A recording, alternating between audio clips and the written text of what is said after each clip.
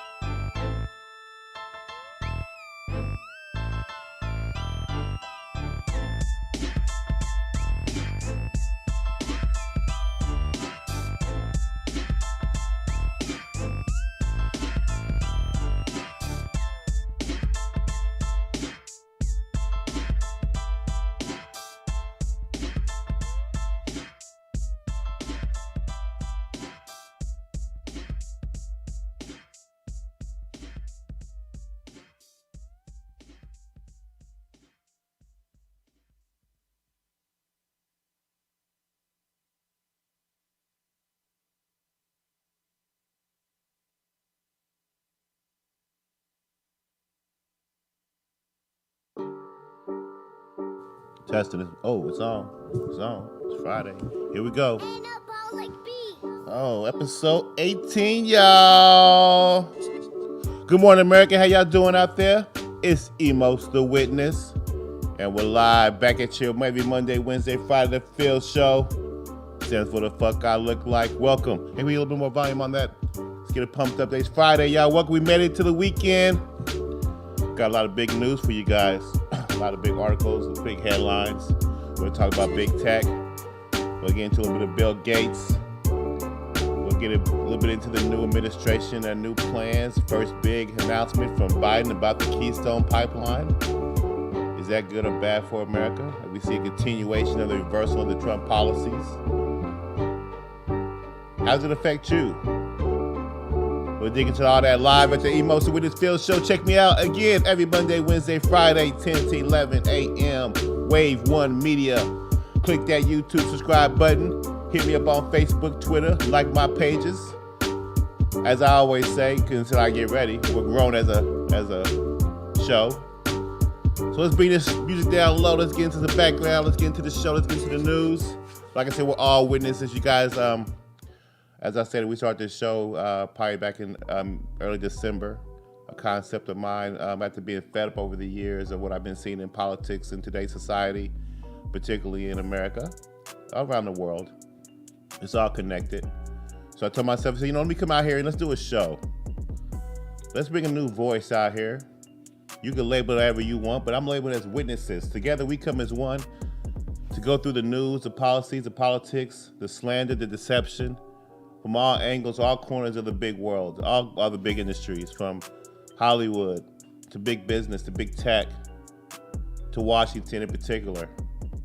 We've seen a lot of shit go down the last 4 years. It's been a jungle. It's been a roller coaster, right? I mean, I don't have to say it. It's all over the place. We got COVID. We got economic issues. It's been pretty peaceful around the world as far as wars go and conflicts. But it has been a greater war than we experienced so far in the United States when it comes to power grabbing. Would it be from election results to questions about our voting strength now? From issues with censorship with big tech. It's been a continuation of one that's still take our guns away, right? And that, to me, is the ultimate goal, right? To disarm us, to consume more power by any means necessary. We're seeing a consolidation of power amongst a lot of big groups, and we're seeing a withering away of our rights and our constitutional authorities as a people. How powerful really are we now when our right to protest has been attacked as well? The media has put a framework around what a protest looks like, who can protest, when you can protest, right? You can protest all summer with no problem. You guys, you can burn buildings down, you can break windows, and you can travel from city to city, airport to airport, just causing destruction. As long as it's during the summer, as long as during the election season, you got it, man. Go at it. Go have at it. But if you're trying to protest an election result, and you go down to Washington with flags and various walks of life down there, and you protest, just make sure you don't do it after the election. Make sure you don't do it for an election reason, for actually a constitutional cause. Because you might just be a terrorist. You might be one of those 74 million Americans who want answers, still haven't got them.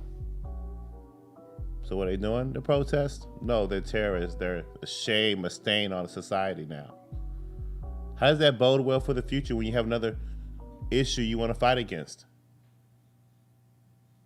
Who's going to control the message? Will your message get out on social media? Will it get out in the news? Will it be framed the way you want it to be framed?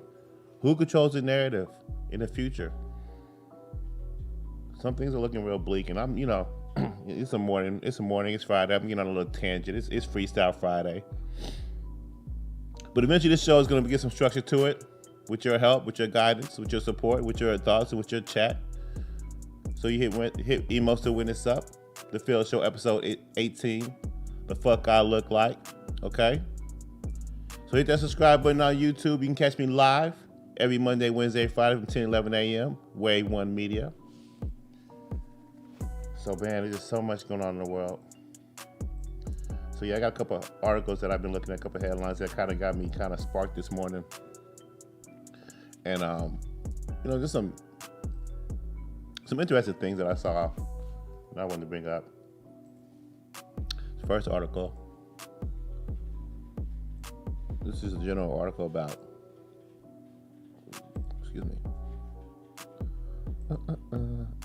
Now, humans now being legally composted in Washington. This is the state of Washington. It's like, I don't know. It just seems to me like when there's a change of leadership, it's when the freaks come out You see the Mr. Pillows, My Pillow guy. You see just unique and interesting articles or new things coming down the pipeline in the future. Just, and here's one of them that I'm just kind of peculiar about. This is humans are now being literally composted in Washington. Let's read a little bit about this. Get my damn mouse to work. There we go. Okay, well, Walt Patrick slowly rolls a giant wooden spool-shaped cradle back and forth. Inside, a human body is gradually being turned into compost. One of the first licensed natural organic reductions, that's what they put in quotes, to be performed in the entire country. This is simply another option at a time when people feel they have no options. Death has intervened and changed your life forever. How can you do something at least to make it the way you want? Patrick is a senior steward of Herland Forest, a natural burial cemetery and nonprofit research center located north of Columbia River Gorge in Klickitat County. Natural organic reduction has given them a second way to return bodies to the land.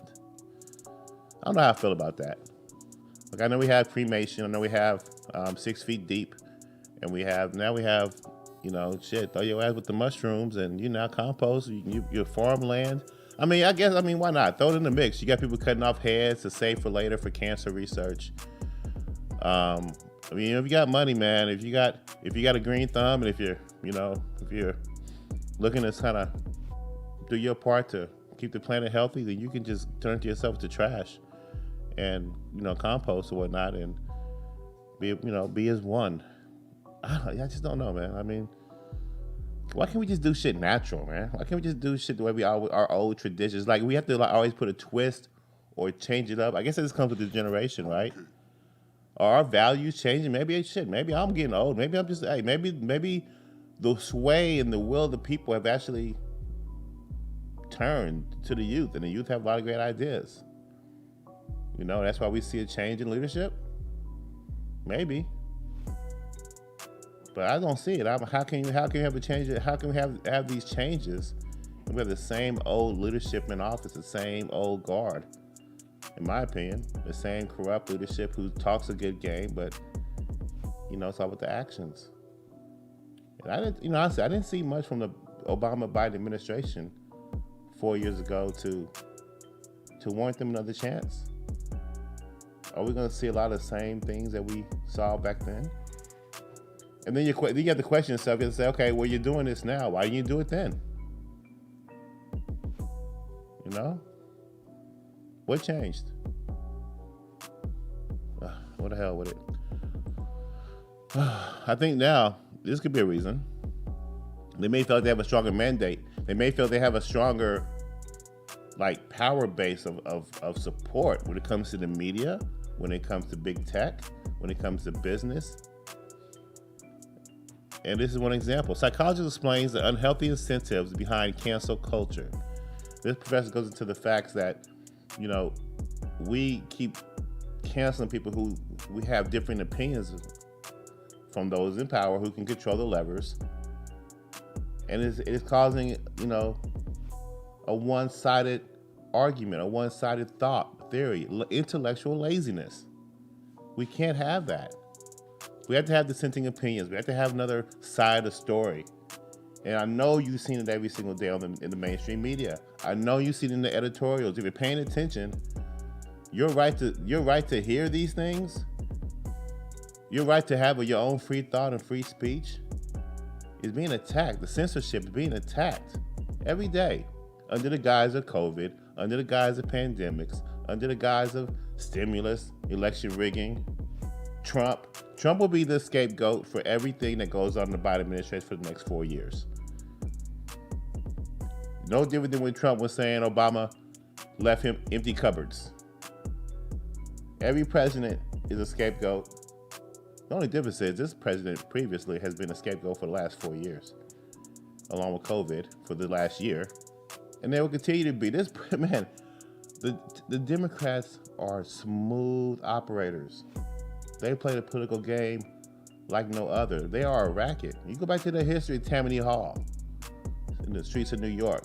It's an organization. Can we call it a criminal organization? I feel like they're a criminal organization. You look at the history of the Clinton years and what they did in Haiti. See, I'm going off on a tangent. I'm only on the second article, and I could just go on and on. And I hate to spew things without throwing up articles and facts in your face and quotes. But there's a history, there's a timeline. I know it from verbatim, pretty much. But I mean, you have the Clinton years, you have all the crime and all the scandals through that year, through those years. You have the Tammany Hall. I mean, not Tammany Hall. You have the issues with Haiti, Libya. We're going back to all that corruption, guys. We're going back to all that. Hillary Clinton is sitting in a big old red chair right now, just clicking her heels and tapping her fingertips, just so giddy right now. What did we do, America? What did we do to ourselves? Were we so perplexed and we were so compelled to get an orange man out of office that we destroyed the country as a result? And we don't know it yet. There's a lot of people that feel worried about what's ahead. There's going to be a lot of rollbacks, a lot of changes of what we thought were good policies. So I'm trying to tell you, no one really attacked Trump for his policy, did they? They attacked him for his attitude, for his personality. I mean, how the hell can you vote based on personality? I mean, I understand that's a factor, but is that your number one factor? He's rude. He's racist. I don't know. I mean, that's not enough for me. I didn't know how you lead. I didn't know your commanding spirit. Are you a fighter? Who are you fighting for? The American people. Who are you fighting for? America first. Who are you fighting for? What policies are you putting in place? How do they affect me? Do I like those policies? Hardly any of those. The peace deals overseas, the business deals, the trade deals between other countries. I was enjoying a lot of the fight, honestly. And now with the Biden administration, it seems like we're more like open now. We're more conciliatory with other countries. We're no longer at war, I guess. I mean, who won the war then? Is it over? We'll find out. My bet is China. Trade war champs. So, I'm on my ramble. Well, let me get back to the psychology explains unhealthy incentives behind cancel culture. If there was a video documenting every second of my life, you can bet it would contain some pretty stupid comments I made over the years. I would also probably be reminded that of some opinions I no longer believe. If you're being honest with yourself, yours likely would be equally cringed. The things we have said in the past may not have been outrageously offensive, but we have all made comments or held opinions we later regret. We are, after all, inherently flawed creatures. But imagine if one instance of poor judgment or one fringe opinion stuck with you forever. This is the problem our society is now facing with our prevalence in cancel culture. It is. It's very true. I mean, anything you say, if you look, anything you do that is objectionable from the mainstream argument or point of view, you will be shut down.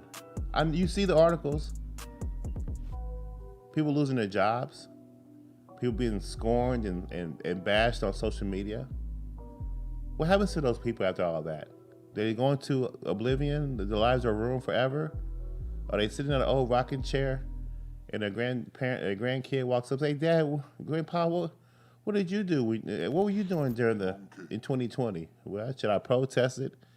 It got shut down, and I've been sitting in this damn chair forever since then.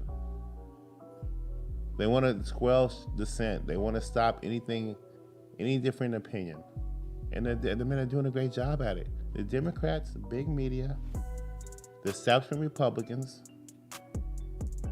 have been fighting for the last 4 years to get power back by any means necessary. Now, I argue they did it by stealing the election in 2020. It was a landslide. The numbers, the anomalies in the stats. Now, look, that's just a theory of mine, and it will continue to be a theory of mine and 74 million Americans until we get a thorough review and investigation. Will we get that? Probably not. Will we get an impeachment inquiry for Biden for all his corruption activities in Ukraine and China? Probably not. Why? Because the Democrats own the Senate, the House, and the executive branch. And when that happens, you get to rewrite history. When that happens, you get to squelch investigations that are currently ongoing. Man, think about that. All the Russian investigation, the James Comey and Peter Strzok's and the McCabe's, they're all gonna get away with what they did, forging. I mean, we know what they did, but where's the accountability? Where's the constant review and documentation of this stuff so we know that won't happen again? We're not seeing that. We're seeing a masking of all that. We're seeing a cover-up of all that information and news. And we're letting these people parade on media and on TV like they didn't do anything wrong. It shows you that now what we witnessed in past 4 years. Look, we witnessed a lot of things. And by the way, before I continue, hit that subscribe button on YouTube. Like me on Facebook and Twitter. Emos the Witness, episode 18, The F.I.L.L Show. F.I.L.L Show saying what the fuck I look like. That's right. Every Monday, Wednesday, Friday, live, downtown, 120 East Market Street. You can find me here. Hey, Malik, can I get a little bit more volume on that background music, man? I want to hear that beat. I'm going to go into some Bill Gates now. You know, we're going to talk about a little bit of COVID. We'll get into a little bit of Bill Gates. And we'll get into a little bit of this, what's going on currently in politics and big tech. You know, I wanted to kind of steer away from stimulus. I kind of been talking about a three-pronged approach when I talk about politics and the election, COVID and the epidemic and the pandemic going on there. And as I mentioned, you know, now we're going to talk about big tech so much, not so much more about the stimulus anymore. Because big tech is on a tear, and they continue. You know, I recently did an update on Parler, but I don't want to get into that. But let me get to Bill Gates real quick. Let's get into the COVID stats, what the latest numbers are. Again, I'm not seeing a change for the better. I'm seeing a lot of good headlines, some optimism, but I'm also seeing a continuation of the deaths and the cases are rising. Now, on top of that, we're also seeing new strains coming down from UK to Britain. I think we had a few recent cases in Indiana of the new strain today or yesterday as well. So let's look at the current stats, what's going on in the United States. Currently, as we stand today, we have 24.7 million new, total cases of COVID in the United States. We have an increase of 191,000 new cases. Total deaths in the United States is 410,000, with a total of 4,142 new cases.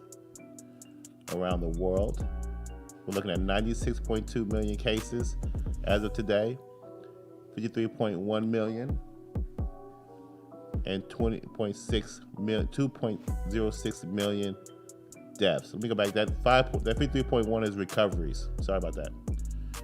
Locally, Indiana. Let's just see what we're doing here in the United States, and particularly in my state. Again, you know, we're seeing an increase in strains, and we're seeing a new spread. We're seeing new restrictions come up at airports. And like I said, we as a country, in my opinion, have to stay vigilant. We have to open up. We have to heal. We have to stay vigilant, protect the weak, protect the elderly. But we have to open up. We have to continue to understand this virus and this new strains. We have to continue to develop vaccines and, you know, stay vigilant and make the right decisions. You know, it's flu season now. I took my daughter to the doctor 2 days ago, and they asked me if I want to get her the flu shot. And I said, you know, let me and my wife think about it for a minute. We'll get back to you on that. It just kind of, man, it's like, I know it's tough as parents to make these decisions, you know, but it's like, man, I got the flu shot, got the vaccine coming out. They say, by the way, you can't take them both at the same time. You have to either spread it out or talk to your doctor, but I think you got to be careful how you take both. If you decide to get both shots, be careful how it's administered, how you decide to take it. So, I mean, like I said, there's just so many questions, so much doubt. You know, black folks, you know, we like to wait. You know, we like to wait till that first million gets shot. You know, like, hey, how y'all feeling? You know, damn the clinical trials. Doctors, nurses, are y'all taking them during these trials? So y'all keep us posted. That's how black folks work. Y'all keep us posted. We'll see if anybody falls off. We'll talk to you guys at the barbershops and beauty salons. And, you know, we'll find out what the streets say about the shots. And then we'll go get it. We'll go to your Walgreens. We'll go get it then, you know. And it's true, sadly. You put a motherfucker like Shaq up there, Let Shaq get a shot. Well, okay, Shaq got it, so we're gonna get it. Unfortunately, that's how black folks work. And I'm here at Emo trying to break that mentality. Trying to break that sheeple, that I follow the leader mentality. Think for yourself. Don't be afraid to make that decision. You don't want to get a shot? Hey, then make sure you just stay pumped up on vitamins. Read up on other ways, alternative ways to stay healthy. I can't tell you how to think, but I want you to be able to just think of different views. I want to get you to spark that mind in different directions, to not take everything for face value. So those are the latest COVID stats, but you got man Bill Gates here to save the day. Bill Gates, we need a team of 3,000 infectious disease experts to fight the next pandemic. From Mr. Bill Gates. Man, this dude is scary as hell. How do you know we need that, Bill? How do you know that? Were you putting some microchips together in your garage and said, oh shit, we need a vaccine of 3,000? How the fuck you know that? I thought you did computers. This motherfucker's everywhere. In 2015, Microsoft co-founder Bill Gates gave a prophetic TED talk. What the fuck is that? Prophetic TED talk. People making shit up, man. I swear, that's amazing. I'm not even gonna click on that. In which he warned people that an infectious virus was a greater risk to humanity than nuclear war, and said that governments need to be prepared with pandemic response teams and systems. Man, that's a scary statement. Infectious virus, it was a greater risk to humanity than nuclear war. Have y'all seen a nuclear war before? Have y'all seen what happened in Japan, Hiroshima and Nagasaki? How many people died? That big ass mushroom. That's the comparison he's using. And I've always hated when like a Bill Gates or Al Gore will come out with a dire circumstance for the American people. Because you already wonder, are you trying to spread fear? Or are you really trying to inform us? Now, this prophetic TED Talk was made in 2015. And now we are in 2020. Let's go to the second paragraph. Now in 2020, amid the COVID-19 pandemic, Gates' advice is similar. We should all look at what we have learned from this epidemic, because there will be another epidemic coming. How do you know that shit? When you was in your garage, when you put that Pentium 3 with that Pentium 4, or whatever the fuck you did, when the hell did you figure out this shit about viruses? Was there a book? Did you have this motherfucker must have had in the one corner microchips and monitors. The next corner, Bunsen burners and beakers and shit. This motherfucker had a full, straight up, on his own incubator. Cause he knows all kind of shit. He knows all, man, this dude is, why aren't you president? Man, if I ever get somebody, if I'm paid, would I do that? Would I be jumping around just like, hey man, we need 3,000 infectious disease experts. It just came to me. I'm Bill Gates, y'all. Damn, you a doctor? No, motherfucker, I do computers. What else you doing? Next article. America's biggest owner of farmland is now Bill Gates. Bill Gates, the fourth richest person in the world and a self-described nerd, who is known for his early programming skills rather than his love for outdoors, has been quietly snatching up 242,000 acres of farmland across the United States, enough to make him the top private farmland owner in America. What you up to, Bill? What's the deal? I know you in Africa making hella noise, shooting everybody up with shots. Now you done made some computers. You got farmland. You tell us about shots. I don't know why I'm getting off on Bill, but I know why. This is like the fourth article I read this weekend where he's just putting his pedal to the metal. I told you, once leadership changes, the freaks come out. The new ideas come out. Or the old ideas that they've been pushing for so long. What's he up to? So there's somebody else we gotta keep an eye out for. Mr. I want all the land. I want everybody get a shot. I want all across the world. I want everybody buy my computers. And now he wants to do this. A Bill Gates venture aims to spray dust into atmosphere to block the sun. What could go wrong? Who fucking knows, man? Who fucking knows what could go wrong with Bill Gates, man? So here's the other article that I read across. Look at this little laser beam going across. Look at that picture. What the fuck is that? What are we in store for, y'all? Shit, Trump just wanted to do a wall. That's all he wanted. This motherfucker we got tractor beams going across the sky now. I don't even know what that is. It's all coming out, y'all. We about to see some shit. Okay? From our leadership policy-wise. man, these casting, and the thing about it is these casting characters. And I know I've been talking about that for a while. But you click that subscribe button, you hit me up on YouTube, you like my Facebook, you like my Twitter. Website's coming soon, emostowitness.com. But right now, you catch me live every Monday, Wednesday, Friday downtown from 10 to 11 a.m. at Wave 1 Media, 120 East Market Street.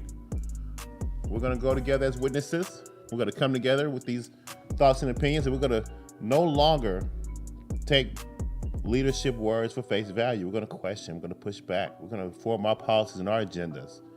Hell, we don't know where this is going to go. We can call it a movement, whatever you want to call it. But right now, we're going to call home people accountable. And like, keep an eye on these motherfuckers. Look at Bill Gates, man. I just keep looking at this picture. I can't even read the article right now. Like, what is that? Is that 20 airplanes? Is that 15 suns? Is that like, shit, are we looking at the fucking solar system? Is that Mercury, Mars, Venus, Jupiter, Earth, Pluto, Uranus? Shit, I know a little bit. That's about 12 planets in that picture. We about to see some shit, y'all. Get your popcorn ready.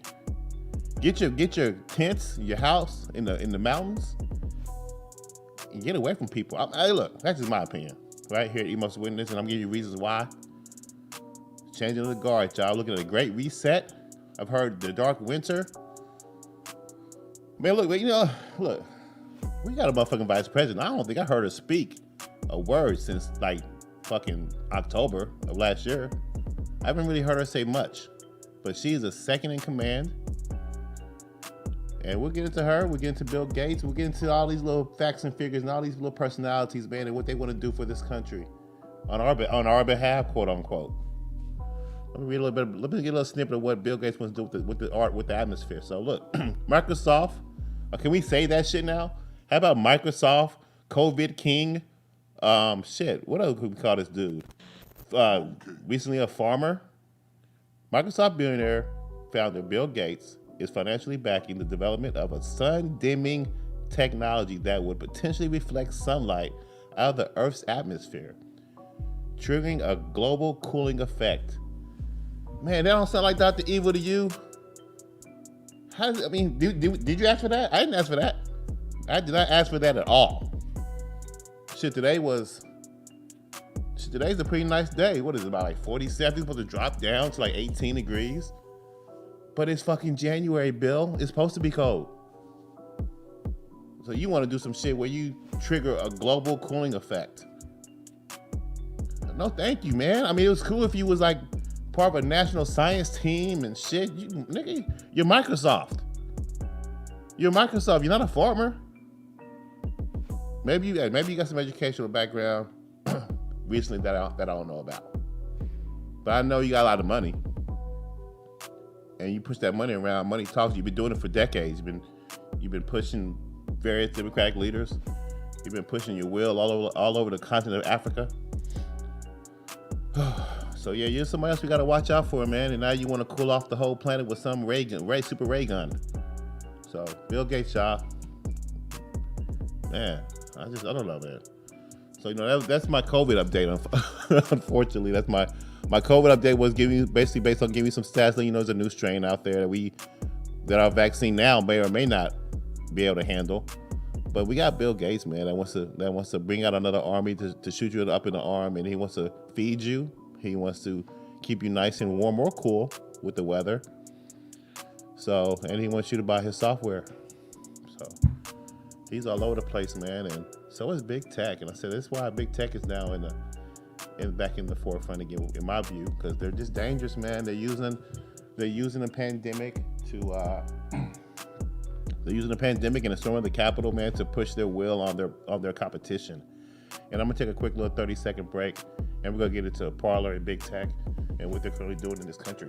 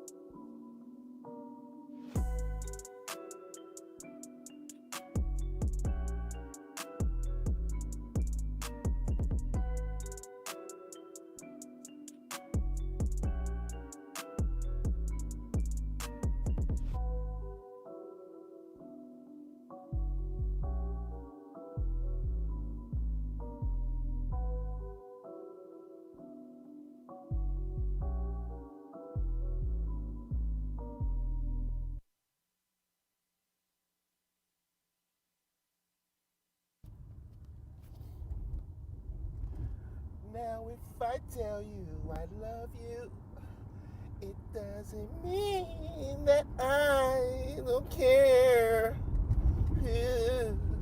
And if I tell you I need you, it doesn't mean... Oh, there you go, that bullshit again. What you doing, son? Huh? The fuck is that? Big ass pile of leaves in the backyard, you ain't touched them. You singing again? Nigga, you ain't no singer. I told you that. Nigga, you an athlete, you playing sports. You a hooper. Where your mama at? Horrible shit. Nigga, you hit that one note. I heard all that. You want singing lessons? You must want lessons. That voice, nigga, you crying for lessons. That shit's horrible, son. The neighbor moved, nigga. Not because of the value, because of your voice. You got a C, nigga. You bumped those D's to a C, and you think you can sing now? You think you Cisco? Crisco, nigga. You got a Crisco voice. Your voice sound like an old lady, nigga. An old lady. And you think about that. Yeah, you know why? Old ladies don't sing, nigga. You can't sing. Stop it. All right. Oh, we back on? Yeah. So, yeah, we're back. Emos the Witness, episode 18 of F.I.L.L Show. Happy Friday, ladies and gentlemen.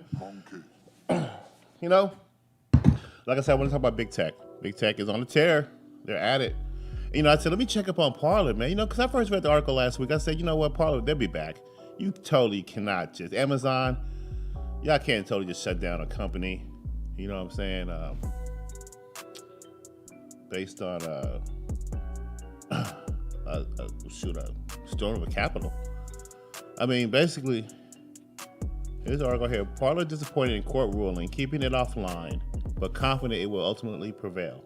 Now, the judge ruled against Parler, obviously in favor of Big Tech. Let's read a little bit about this. Free speech app Parler, a social media platform favored by conservatives and President Trump supporters, said on Thursday that while it was disappointed by a federal judge's refusal to order Amazon to reinstate its service, it was confident about its chance to ultimately win the case.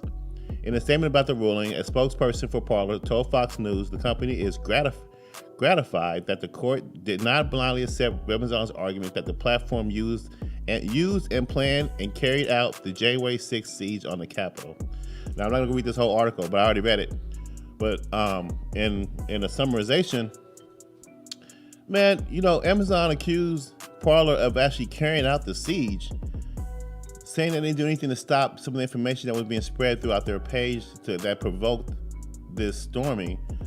But they've actually shown examples of other social media platforms that had far worse content on their pages that day that could have just as well sparked that storming. But Big Tech, Amazon, they target their competition. They target the one company or the one app that potentially or could have and would have and maybe still surpass the Facebooks and the Twitters in the future. So don't get it twisted. It was all under the guise of saying these guys won't put any protection. They caused the riots. It's a shame that we even keep calling them riots and phrasing them as riots and terrorists, in my opinion. My opinion is that they were protesters. They either went too far or were infiltrated by another group, such as Antifa, Black Lives Matter, that may have been doing the most of the damage, just like this past summer. I don't believe President Trump called for an instigation. I think that his tweets were about, you know, protest but being peaceful, fighting for your rights. But that's just, I mean, the narrative has been hijacked. Like I told you, I don't want to get on a tangent, but whoever made the plan to storm the Capitol was a genius, because it shut down Trump, who wasn't able to talk after that. He had no political power after that. Took it right under his feet. I mean, you've been trying to take Twitter from him for the longest. You finally did it in 2020. Took you 4 years. But that Capitol storming, blaming on Trump immediately, brandishing 74 million Americans as terrorists, anti-Americans, all that worked. All that worked. All that worked in a month. I don't know if that was part of a grand strategy over the past 4 years, a last resort effort, what you want to call it. But the Democrats were at war from day one in 2016. You know, and with the Russian investigations, with the George Papadopoulos and the Stormy Daniels and the NYPD, the federal New York State investigations, and the endless sabotaging, the endless media bashing editorials. I'm surprised that he made it 4 years. And I was equally excited that he had won a second term, but it's only because I enjoyed the man's policies. The leadership, the rhetoric that you guys hear, the misconstruing of his words or his messages by very media people, the twisting of his words on purpose to create a narrative that made you want to think that this guy is this, that, or the other. All that's superficial to me. All that's on the surface. I look at the person's personality, the leadership, the policies, the actions you take. I saw a fighter, and I saw a fighter to the very end. And I think a lot of Americans saw that, and I think a lot of Americans grew to understand that over the years. And I venture to say, and I venture to think that the majority of Americans are Trump supporters. They're just quiet. They're just shut down and shut out. A lot of them are just exasperated and just tired of all this bullshit, really. And then you have the crybabies, in my opinion. You have the whiners for the last 4 years, the bullies for the last 4 years, the cheats. I'm gonna start calling these people cheaters, man. Okay, you can run the country for 4 years, maybe 2. But why you do that, I'm gonna call you a cheater. No difference if you call my president a racist or a Russian spy. And can you really believe that shit? Come on, really? Your leader, top of the country, a Russian spy? No proof. It was proven that it wasn't. Thank you for calming the American people's fears and actually reviewing all that. We should do the same thing for the election. We really didn't want it back in 2016. We had enough of it. And that's what I'm saying. We're exasperated. We're just so tired of this shit. Even the left. The left is like, okay, finally, we got our due back. Oh, I'm going to take a break. But at the same time, damn near it was on some false pretense. In the back of your fucking mind, it was on some false pretenses. All to get your dog back in the race. How much did it take? And what's the stake? What consequence are we now looking at as a nation? This is what I witnessed, you guys. Emos to witness. Hit that subscribe button on YouTube, Facebook, and Twitter. You can catch me downtown every Monday, Wednesday, Friday from 10 to 11 a.m. at Wave 1 Media, 120 East Market Street. So we're dealing with the new administration, you guys. We have to hold them accountable. We have to. It's mandatory. Reason why, we have election integrity at doubt. And we have to hold these people accountable if they're not going to address our concerns. A lot of our concerns. Nothing has changed. Nothing's new under the sun. Okay? So, like I said, we got big tech on the tear. The parlor still has not been reinstated. A judge has not ruled in their favor. So this is a power grab of your ideas and of your speech, of your rights to speak out. Censorship. Now, a spokesperson for Parler made this statement that said, well, let me just kind of their defense. Based on the evidence of which we are aware, the Parler platform was not used in the manner, even though competing platforms clearly were used for that purpose. The spokesperson said, "We are grateful the court refused to join the dishonest attempt to make Parler the scapegoat for the riot." The spokesperson added that every social media platform sometimes unknowingly hosts content that incites violence or inappropriate action, but cited their internal analysis that apparently shows incidents such as inflammatory material is far lower on the competing platforms. Far lower than on competing platforms.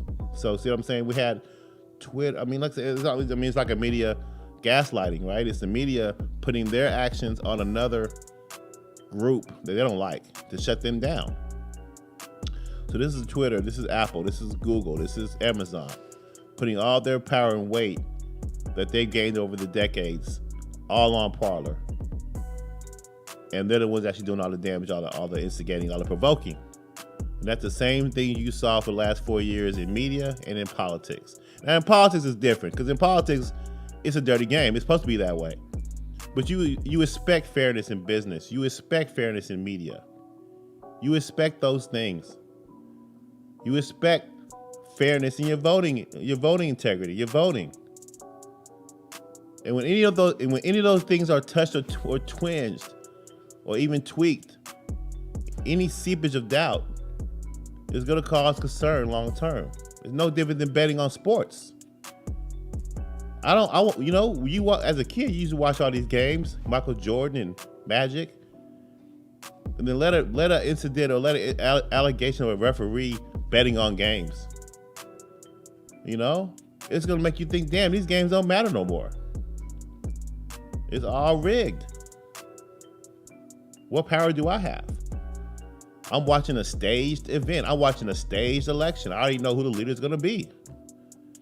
Damn, what I think. I just gotta sit back and watch the show and let these people do what they say and tell me anything? Not anymore, America. Shit should have been stopped.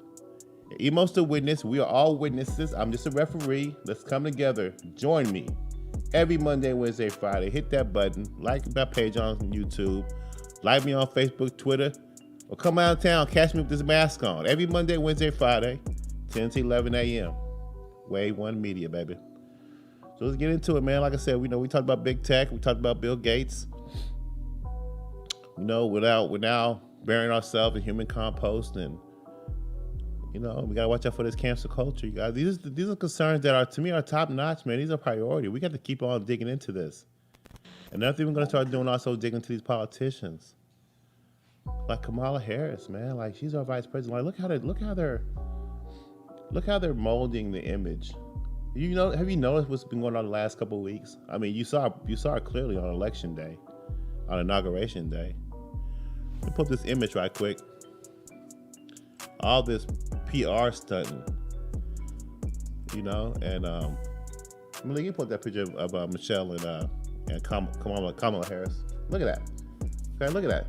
I mean, I couldn't really watch a lot of the mainstream coverage of the inauguration.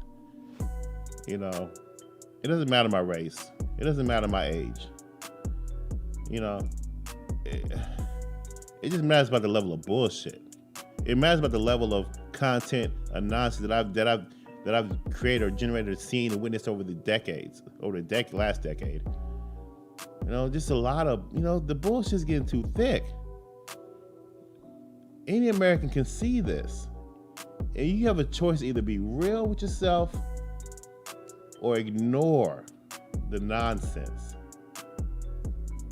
I mean, this is just, I don't know. Maybe I don't know how people can see one thing and have two different ideals of it. But when I see shit like this, like I said, as soon as this inauguration happened, or even before, even when, as soon as Kamala was picked to be the vice president, even though she ran for president, nobody fucking voted for her to be. Now, why we want you as our VP, if we didn't want you as our president? But either way, I digress. As soon as she was nominated, I mean, bam, this fashion storm came out. Chuck Taylors and Pretty in Pink and Pearls, and you know what I'm saying? Like, she just, it's back to the here comes Michelle with the Star Trek uniform. You know what I'm saying? She's pointing at Kamala. You know what I'm saying? With the black gloves, it's all fashion, it's all cool and just nice looking, and just a good PR stunt. You know what I'm saying? It's like, hey, girl, I'm pointing at you, girl, because you next, girl. Oh, thank you. Let me touch my heart in this picture.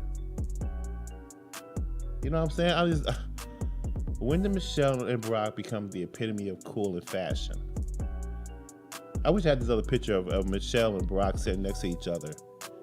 You see how tall Michelle is? She's big. She's big, man. She's towering. She's like damn near a football player. I mean, a basketball player. It's like she's grown and gotten bigger. Like, I'm not calling her fat. I'm just saying, like, big in like stature, like a parade blimp. Like Stacey Abrams, man. You see how big she is? Like, not big like, oh, come on, not big as like fat. Not too, not like, oh, she's fat.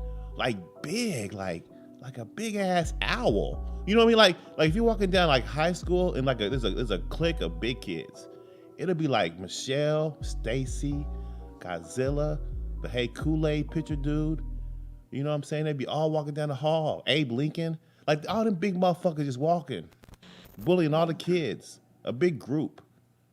You look at their pictures, man. They look big. Are they really? Are they really big ass doors in like the White House walking through? How's Michelle that fuck? Okay, let me stop. But I'm saying, I mean, look at that.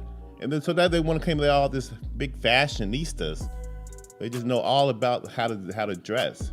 But come on, let's roll it up. Let's see. You give me Melania Trump and Jackie Onassis versus Kamala, Chuck Taylor Harris, and Bigfoot, Michelle. Who's gonna win?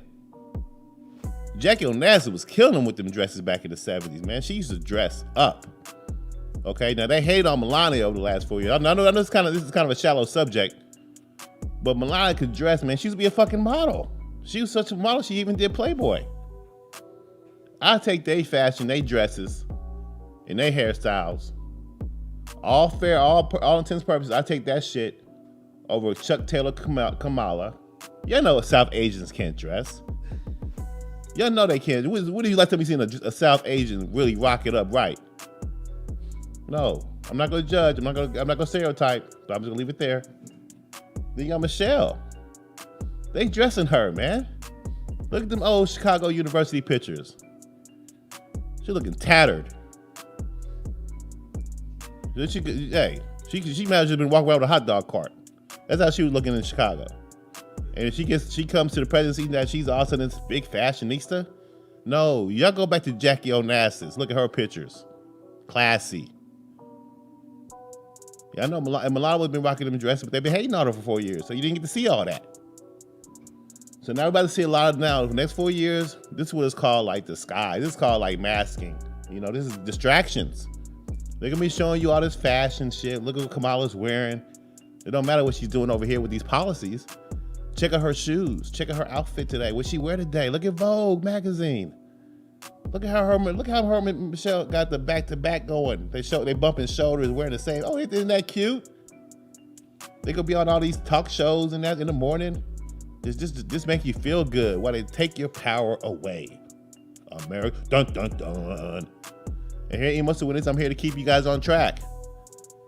No longer will you be distorted and distracted against. You look up, you got, damn, who's this guy in power? Oh, it don't matter. He played a saxophone on our Arsenio Hall show, so we could love him for 30 years. You guys you gotta think deeper with your politicians, your leaders. You gotta dig deep into what they think and what they believe in. Okay? They doing shit like this. I'm jumping around, Malik, but they're doing shit like the Keystone Pipeline.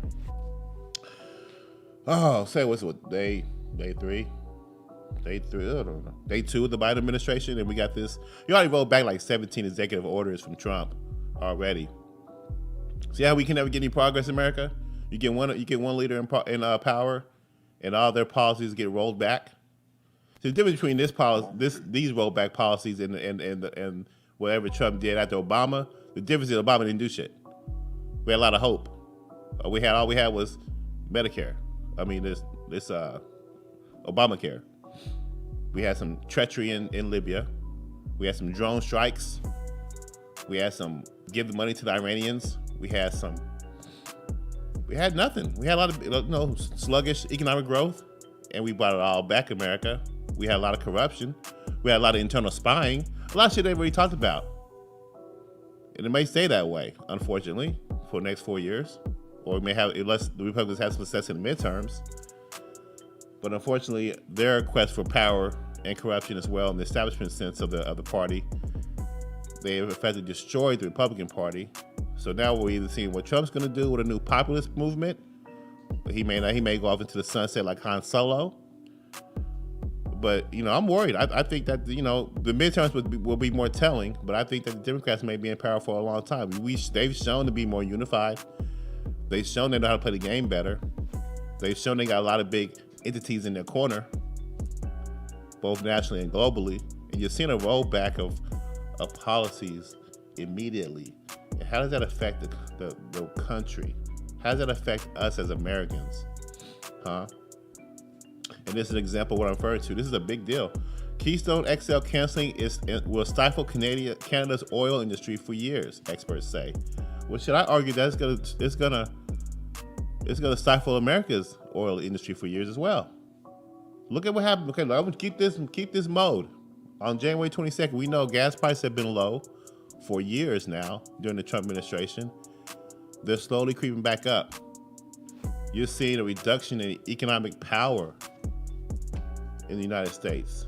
Look at the stock down 8%. Look at the market down 8% immediately. Look at the rise in cryptocurrency and the lowering of the dollar value. Let me read a little bit of this article. Western Canada's oil producers will likely cope better with Joe Biden's canceling of the Keystone XL presidential permit than they did the same move by ex-President Barack Obama in 2015. Industry analyst says. Now you notice they jumped from Biden's administration currently what they're doing, saying that it will cope better than Obama's. It won't cope better than Trump's. Why won't you say that? But Phil Skolnick, a New York-based analyst in A Capital, agreed with other observers that the end of the pipeline would stifle investment and production growth for years in the Canadian oil patch. Shortly after being inaugurated on Wednesday, President Biden, who was Vice President Obama's, fulfilled a campaign promise and again took away the pipeline permit that former President Donald Trump gave back to builder TC Energy Corp in 2019. Donald Trump gave it back to the builder, the original builder. Now, see, this isn't about climate change. This isn't about making a better, cleaner planet. This is about politics. We're reversing a policy that was enacted, cost the Canadians billions of dollars in investments, are now about to be washed away and replaced with a rail train option. See if we can find that key note right there. By the way, let me see. Now, the difference between now and 5 years ago is that producers have two promising alternative pipelines: a Line 3 replacement and a Trans Mountain expansion, together providing nearly 1 million barrels a day of export capacity. Now, I know this sounds like a lot of jargon, a lot of just words, but basically, they have a pipeline going from Ontario to Nebraska. From Nebraska, it gets taken down to the Gulf and it gets refined. Now the new route is going to be by rail. Guess who runs the rail, owns the rail? Warren Buffett. That's right. Warren Buffett, close friend of Biden, will now be in charge of exporting the oil formerly from the Keystone Pipeline. Politics. One hand washes the other. So, he added, after more than 5 years of poor oil prices and lack of access to capital markets to raise money, their expectations for growing their oil production has been greatly diminished. So that's how Canada's economy, oil industry is going to be affected now by this change. It's going to destroy that. Now, we reduced our imports from Venezuela and South America. So what's it going to do to America? We're going to see an increase in oil prices, which in turn, we're going to see increase in gas prices, increasing your gas bill. Dark winter, you guys. Emos the Witness, F.I.L.L. Show. Fuck I look like. Episode 18. Y'all hit that like, subscribe button. Okay? You can catch me live every Monday, Wednesday, Friday from 10 to 11 a.m. We're going to expose these policies. We're digging to them, y'all. We got to fight back. We have to. Now is more than ever. And I encourage everyone to come out here. Encourage everyone to get a voice. Create a voice. Wherever you can. Speak out. If you don't agree with my views, then don't. But speak out against something that you believe in. Because right now, there's not too many more chances. Okay? Big tech is stopping your voice. Okay? Government wants to take away your guns, wants to disarm you. They want to vaccinate you. Is that good or bad? Look into it. Let's decipher it together. When you go vote, does your vote count anymore? Will these investigations hold up? Will we hold these politicians accountable for their breaking of the laws? The last 4 years, we saw the FBI on a tear. We witnessed what we've been seeing for decades, and we just couldn't really prove it in real time. But there's a two-tier system of government. That if you have money, you can get away with stuff. You can get shit brushed under the rug if you know certain people. That's how it's always been. But now we saw it on a grand scale, on a presidential level, where the president was attacked and his friends and family. If you don't testify, we'll destroy your whole family. We'll take your house. We'll destroy your son, your daughter, whatever they want to do. Are we okay with those tactics? We already knew they're on the books. We saw them in plain sight, and now they will continue. Now it's okay. We're okay with it. We let it slide. We created what we call a precedence. We created a pathway for letting this always happen. Now, once you open Pandora's box, you can't get it back closed. So now we're at a point now we're trying to reel this shit back. And I think 2022 is our last fight.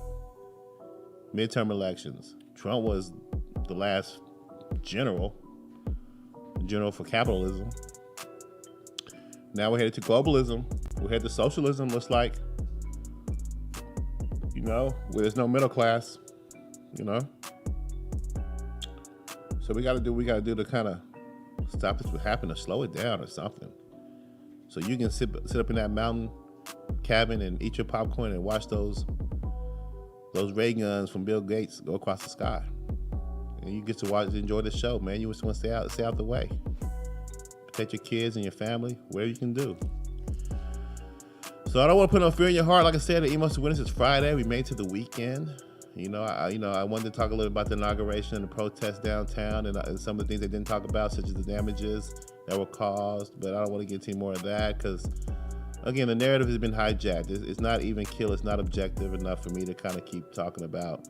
We as a country have to move forward. We have to have unity, but we also have to have accountability. And me keep reporting the fighting and the pushback and the nonsense rhetoric. It's not going to do too much to move the needle.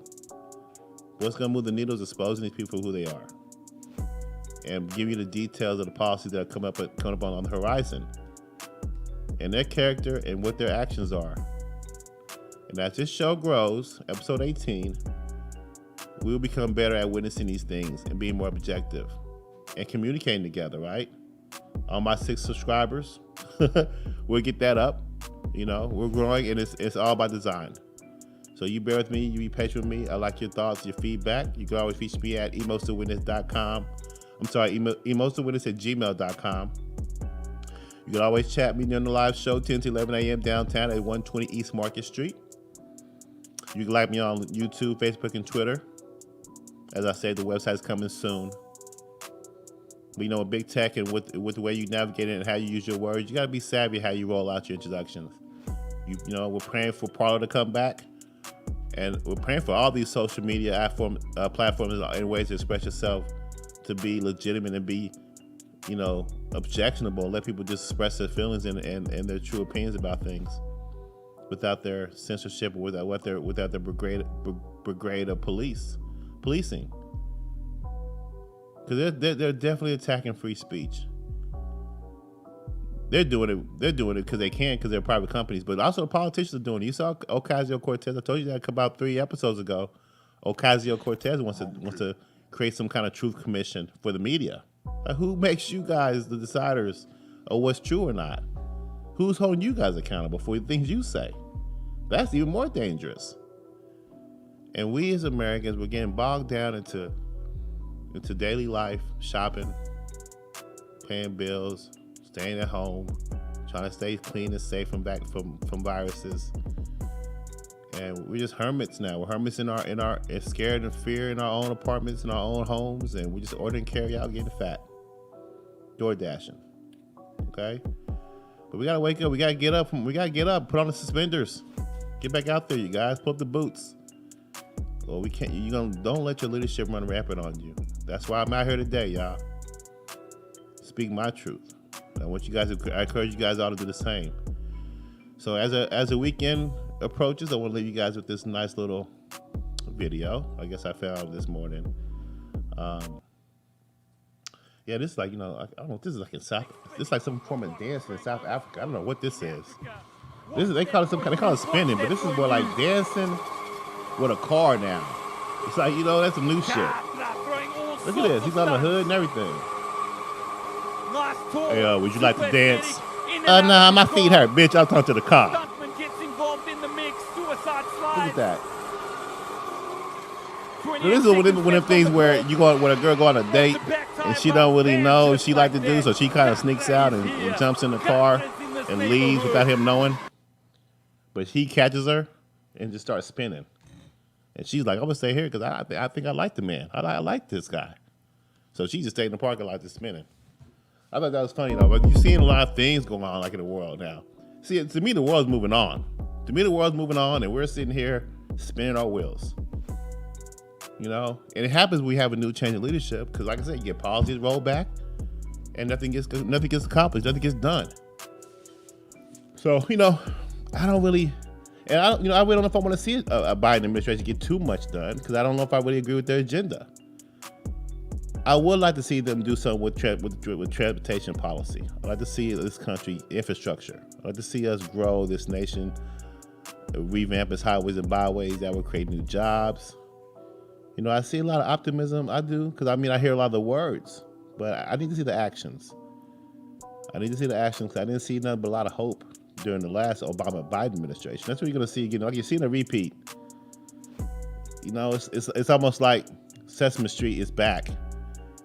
You know, but they add a couple of just fringe characters to go along with them. You know what I'm saying? Like, from like Hanna-Barbera.